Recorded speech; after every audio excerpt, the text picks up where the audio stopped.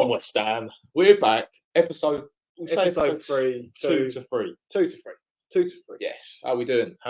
We're here. We're in like live mode, aren't we? We are kind of. Yeah. Right, so if you didn't know, we obviously mentioned it before.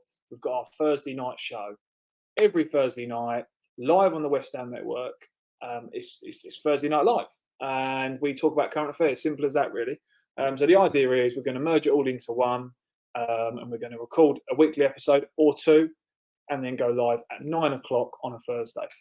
Tom. Yes, I think before we go straight into the West Ham, obviously just shouting out like all the West Ham network guys, massive opportunity for us, and it's a real good chance for us to nearly hit firstly 100 subscribers with 2 away. So just please, subscribe. We are nearly there. We've got the banner, subscribe, turn the notifications on. Oh yeah, let me drop us a like. So there you go. So we want to just get to 100, and that's the first milestone. Really. Like, subscribe. There you go. Hit that bell, and then we might win another mark. Some more of those. Exactly. Who knows? Who knows? But no, feeling positive. You know, we've obviously off the back of a good start to the season. Good. We should have 9 points, mate. Top draw. Yeah, top draw. It's top draw. Not, we're second in the league. Was first. When City conceded that equaliser, me and you were thinking, come on, top of the league. Mainly because I had a bet on, and I cashed out on City to win, and obviously Sheffield United got that late equaliser, but of course City got away with it. Just come in a little bit, mate. Come here. Yeah, there we go. There we go. Yeah. Buzzing. We turned Brighton over. Wow. Away from home. 12 games, I think, since we last beat them. I think that was the 13th. 13th game, 12 games beforehand that we'd never done anything. We talked about it on the live last week. One of my best moments, but not best moments, one of my most vivid memories is going to be beating Brighton 6-0. First day hat trick. Yeah, first day hat trick. Not a first memory, but it's a good memory. For me, one. I mean, I remember you mentioning the West Ham Network stream last week about Brighton's away kit, the black and green. I know I didn't wear it, but the last time we did beat Brighton was when they had the green and black away kit. It might be the third kit. So what we'll do is now on the TikTok, we'll just put a picture of Vazte doing his overhead kick with all the people standing around him. In the old black and green kit. What a legend. So let's deep dive on the game. Let's deep dive on Brighton away. 3-0 up at one point. We should have been 4. It's in dreamland, wouldn't we? Absolute dreamland. 20% possession. And do we care? Absolutely not. And do you know what was interesting? Okay, we was 20% possession. But our XG, I don't believe in all that, but it was higher than Brighton's. They were just shooting from anywhere. Ariel had a top game in the last 10, 15 minutes, kept us in it. Yeah. Overall, we just were really prolific. We defended well, and we've got loads of key points to kind of. Ariola's man of the match for me. I don't. Obviously, Antonio was brilliant, leaving the line on his own. Bowen really grew into the game. Ben Rama was brilliant. Paqueta was a shithouse. But I think Ariola's performance stood out the most for me. You don't make, I think it was 8 saves during the game. You don't make that many saves in one game without having a good game. And I think as well, it's the time of game is making them saves. Yeah. We're 3-0 up. You concede on the 80th minute or whatever it was, and you're thinking away at Brighton. We did it against Tottenham that time, 3-0 down. You're thinking we need a top draw goalkeeper. To keep us in this. They had hundreds of chances. Ariola had a top game and he made some unbelievable saves. That one where he tipped onto the crossbar. Could talk about Ariola all day. Really. Brilliant. Absolutely brilliant. I think the main one was that one from sort of 6-yard box, and it was just point blank, as you said, and he just flicked over the bar. Even those kind of point blankish ones where he just distributed it wide, like he didn't put it back into the danger area. Really good at that. Yeah, 100%. Obviously, as I mentioned again, Ben Rama played really well when he came on, but Susek. We joke about Susek, and he only plays well if he has a headband on, or when he's having his best game. Is when he's getting stuck in. He's already been elbowed in the face, and he's already got a cut. Obviously, he didn't even get the chance to play with his cut. Obviously, concussion these days, they don't take any chances. Don't take it lightly, do they? No. But Ben Rama come on and play brilliant. I mean, Ben Rama's a completely different player to Susek. I was a bit worried. Can't lie. I think he was 1-0 up at the time, was he? He might be 1-0 up. But I was thinking, it's a big tactical change. Obviously he's gone for Susek higher up, physicality, winning the flick-ons probably. Ben Rama's a completely different player, but he played unbelievable. I think on the left-hand side, he skinned 2 players just before we scored, and that ball to Bowen. I mean, wow. Well, we kept it 4-1-4-1. I wasn't necessarily worried about Ben Rama coming on. I was more worried about Paqueta's role. Because Paqueta was then going from left to centre mid. And he wouldn't really be doing the things that Susek was doing. But then you've got the beauty of Alvarez. Wow, just sat behind. Yeah, just sat behind. Majority of the game, he was going into that back five. It was, yeah. And this is why, not talking about transfers too much, but this is why we linked with Kostic now. I've heard about that. Yeah, Philip Kostic, we're back linked for him. And I think the reason for that is because he can play that left wing back role. But I'm raving about Emerson right now, to be honest. He's class. You need options. Right? People talking about Susek. Oh, what do we do? We've got Ward-Prowse, Alvarez, Fornals, Paqueta, Kudus. Now all these players, but you need squad, you need depth. You need it. Europe, Carabao Cup, that really hard competition that obviously Tottenham are doing really well in. The FA Cup, so many competitions. We need the depth. We need the depth. Yeah, you're right. And I think Kostic would be a great addition. But the way Alvarez dropped into that back five for me was unbelievable. And his touch as well. Like there was one where he was under the cost, wasn't it? And he's done two little light touches in our own box. Yeah. And he just absolutely skinned them. He only had one bad moment. And free kick on the edge of the box. I saw it on the telly. That was in the first half. But he had one bad moment, wasn't it? Overall, I mean, yeah, you can talk about the bad moments, question, mate. You can talk about the bad moments, but overall, I mean, we just played fantastic. I don't think negativity started. All it was he had cramp. Oh right, yeah. And Zuma's gone, get him off. Zuma's gone, get him off. Moyes left him on, and they scored within 2 minutes. He couldn't get out to him. He kind of did, but there you go. Only won 3 away games all last season. I mean, that's massive. Going wrong. Who was it? Who did we beat? We went to Villa. We went to the first one. I love away day at Villa. Touch wood, we'll probably lose it. Yeah, so we beat Villa away. Who else did we beat away last season? We went to Wolves. That was awful. 1-0 loss. I couldn't tell you. Maybe look into the 3 away games we won. But that's one of the things where picking up points on the road. We did it really well. We finished 7th and 6th. Dropped off last season, but that's where we're going to pick up points this season. You look at, I mean, we've got a tough run of games, but that October, November time, we've got a lot of kind of winnable games. So a huge stat.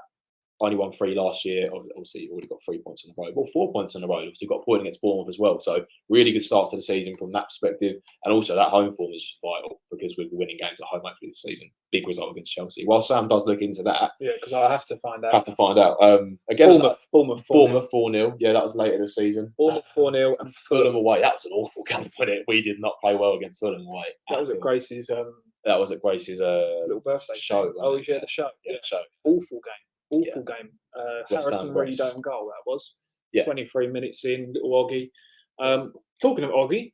Wow. Ogbonna's just... Ogbonna, he's like fine wine, mate. He's like 26-year-old prime Oggy. He came on against Chelsea, didn't he? And I was worried. The pace, Sterling had a great game. I was thinking, he just came on and just done the job. He doesn't mess about. And I do like Ogurd, but I think the difference between Ogurd and Ogbonna is Ogbonna just does the job. He doesn't he makes a mistake, but he doesn't play for a mistake, There's a difference, I think.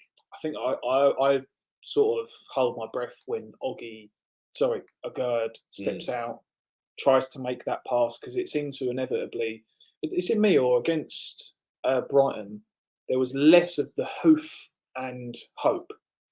Do you not think? Yeah, it was a lot of the ball found Antonio a lot more. Yeah, there was a bit more thought behind it. I think so. Antonio was in better positions, whereas against Chelsea, the midfield picking the ball up, rather than defenders. Yeah. Chelsea in the first half, Ogurd and Kufel specifically, I don't want to be negative here, but there was lumping the ball and it was going nowhere.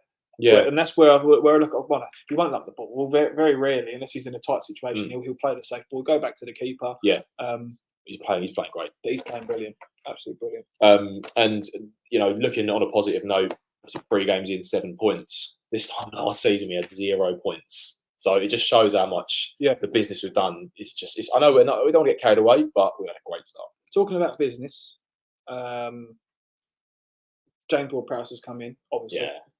Wow, he loves a game against Brighton, doesn't he? He does love a game against Brighton. He still doesn't have that free kick yet. I'm waiting for that free kick. Yeah. But go on, Sam. It's going to be special. But James Ward-Prowse has scored in his last 4 appearances against Brighton, so it was inevitable. He might be at the Amex. That's why I put James Ward-Prowse and James Milner to get booked. That's like 5 and Ward-Prowse to score as well. Yeah. You got to back him. Obviously Milner didn't get booked, but had a tasty little cash out. So I think talking of business, James Ward-Prowse has just been such a shrewd signing, and that direct free kick is around the corner, and it could be against Luton this weekend. Definitely, and that was a David Moyes signing. Wasn't it? And you look at David Moyes. I saw a bit on Sky, as we told you. I think it was. bit on Sky, I think it was the other day, it was about like kind of our highest win rates of managers in the Premier League, and David Moyes is right at the top. So it's nice to see. Subscribe. If you haven't forgot now, the video's been in about 5 minutes, so make sure you subscribe. Yeah, Moyes, like Premier League win rate, one of the best in the league. So we're going to jump onto. Do you want to jump onto just Premier League win rate, one of the best in West Ham history. Yeah, not all the time. League. Yeah, yeah. Moyes there. Do you want to jump into just Luton predictions? Yeah, let's. So Luton's tomorrow night. We're hoping we can turn this around sharpo, famous last words. But let's talk lineup. So we've done a little pre-build here. Yes. Let's just move out the way here. Bosh. Right. So this is what I'm thinking. Talk us through it, Tom, because he sounds not a fan, are you? Don't agree. So obviously, I'm trying to get in this at the same time. Right, in goal, Areola. Don't need to even say why he's in goal. Left back, Emerson. Now the first maybe questionable. I'd say questionable. Bonner. I'm keeping him in. He played fantastic against Chelsea, and he played brilliant against Brighton. I don't see why you'd want to change a solid defence. Aguero can come in. He had a red card. Dinos, Mavropanos Dinos. He's not had any minutes yet. So I'd stick to what we know. Luton away is going to be under the cosh, I think, a bit like Forest last season. So I trust in Bonner. He's been around the block, and I think why change him? He's not made a mistake. Yeah. Zuma, captain. Kufal, very, very simple. Obviously, I'm loving the new signing of Alvarez. Ward-Prowse is due a free kick goal, and I like Paqueta in the middle. He's great in Flair off the wing, but I think he does bring that physicality. He does bring that bit of he does bring that flair in the midfield, but the physicality for him, like he does, people bounce off him. That's one thing. Paqueta's a nuisance. Yeah, definitely. And this is the thing where obviously chucking Kuda straight. I do personally think he was on fire against Ajax in the Europa game. He scored that trick, and I think Ben Rama did play well against Brighton, but that kind of prolific finishing, I think Kudus can bring it to the game, because we struggled last season against Forest under the cosh, their first home game in the Premier League. I do think Kudus will score if he starts. Bowen on the right and Tony at the top. That's for me the lineup. Sam, you can go into yours. Talk us through it. A bit different. So I'm going 4-1-4-1. I'm going for a repeat of last week. You can't, in my opinion, the way we played against Brighton was immense. Mm-hmm. Going to Luton for their first home game in the Premier League this season. Also, they turned over, who was it last night in the Cup? They turned over Gillingham? Yeah, they got a 3 off. Probably wrong. I don't know. I'll have a look. You carry on with the lineup. I'll carry on with the lineup. So, first of all, as we just mentioned, the way Alvarez sits, I know it's not that sort of game where we want to be sitting back. And as Moyes said in the last game, we need to push forward. It was Gillingham, but it was 3-2. 3-2, yeah. Well, they were 2-0 at one point. I know that. But I think 4-1-4-1 suits us. And why unsettle the team that's winning? Fair enough. Aguero comes in. That's all. I don't really need to go through the team too much, because we all know what the lineup was against, apart from Aguero and Og. I'm not against it at all. No. The only thing that's in the back of my mind is there's got to be a point where when we play the lesser teams and Luton is the lesser, holding the ball a bit more. Yeah, that's why I went with you. Yeah, we are naturally going to have more possession against Luton, because they've only just entered the Premier League, right? So they're going to show us respect, and we'll have to respect the way they play as well. But I think I'd like to start with this, and I think I can see it being adapted in the game. That's obviously if Sussek's available as well. If he's not, then maybe Paqueta in the middle, Fornals or Ben Rama or Kudus is one of 3. Cornet, no, he's going Everton. Yeah, maybe. See you later. Thanks for coming. But that's my lineup for tomorrow night. So fingers crossed we get a result. Fingers crossed we get the result. Yeah. Obviously deadline day tomorrow. Obviously the Europa League draw tomorrow. There's so much we could talk about tonight. I wonder if Spurs will get in Europe or Chelsea. Yeah, Chelsea. We'll look out for them as well. They'll probably get effing no one. But let us know in the comments whose lineup was better.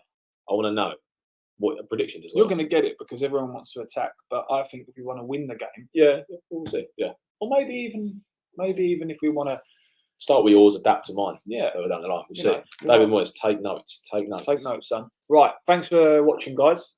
Again, third time.